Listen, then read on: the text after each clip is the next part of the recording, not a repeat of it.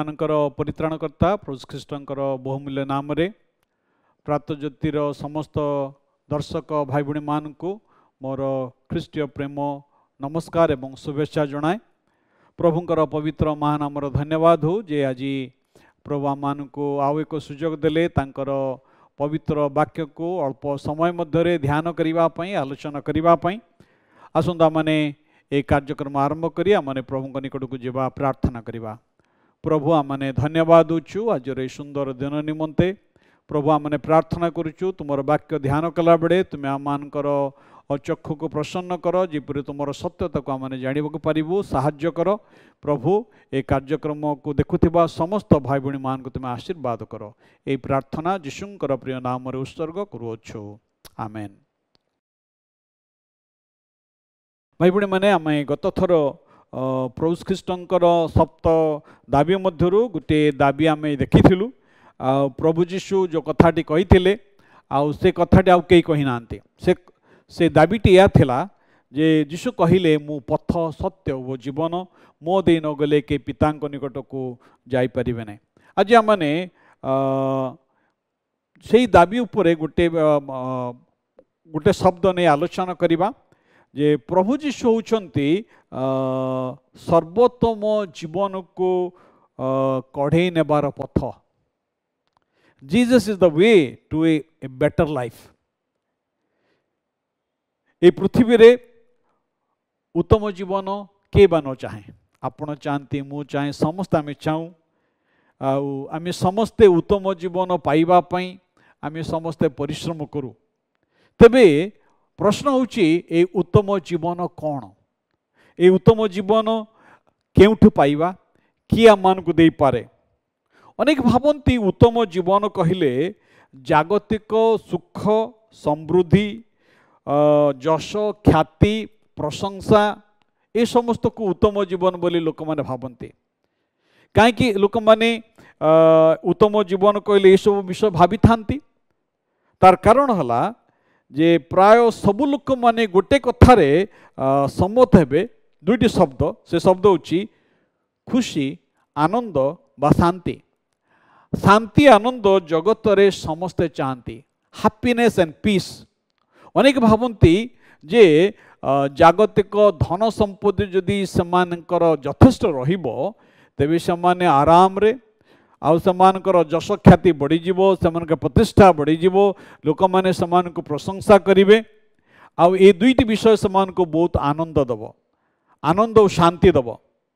किंतु भाई भणी माने प्रकृत रे जो मानकर जीवन टिके उच्च मानर जीवन शैली यापन करती तार अर्थ है जो माने सुख संपद रे बढ़ी थांती से प्रकार जीवन काटुवा व्यक्ति मानकु जदि लक्ष्य करा जाए तेबे सेमाने एते समस्त जश ख्याति मध्यरे जीवन काटिले मध्य एते समस्त आराम रे जीवन काटिले मध्य सेमाने चरम दुख एवं अशांति रे जीवन काटी थांती।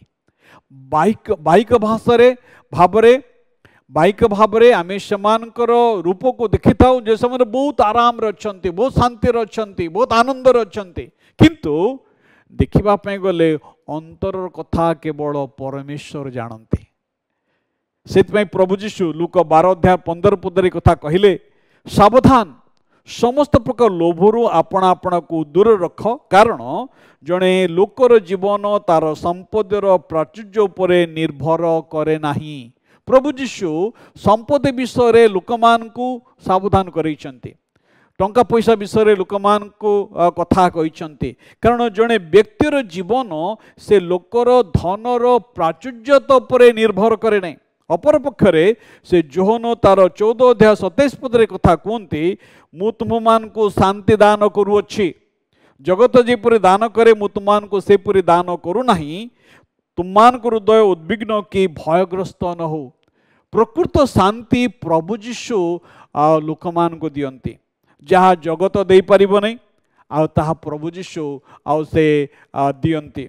प्रभु जीशु उत्तम जीवनर मार्ग अटंती से उत्तम जीवन लोक मान को दियंती से उत्तम जीवन को कढ़े नियंती।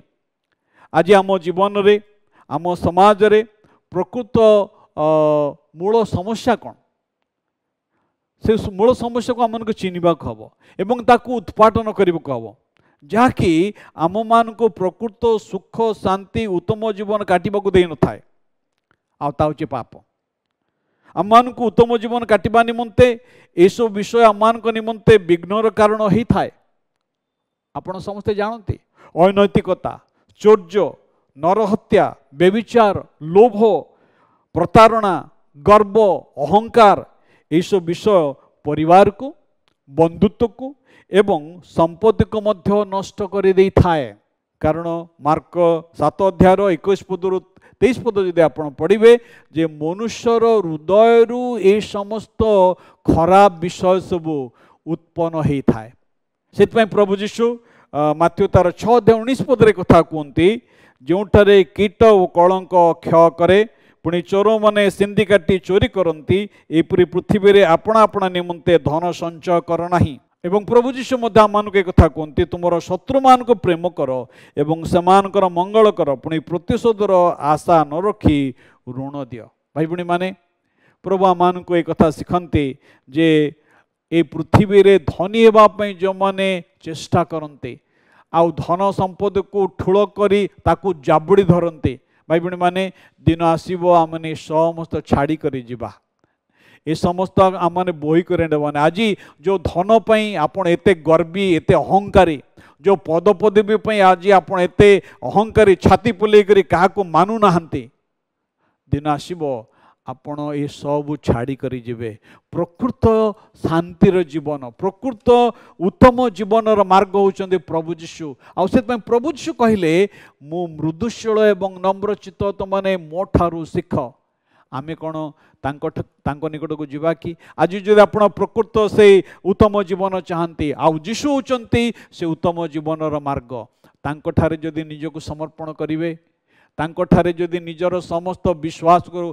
स्थापन करिवे से आपन को आउ से प्रकृत जीवन देवे से प्रकृत उत्तम जीवनर मार्ग से आपणकर हेबे आपण चिरकाल प्रभु सहित बास करि परिबे।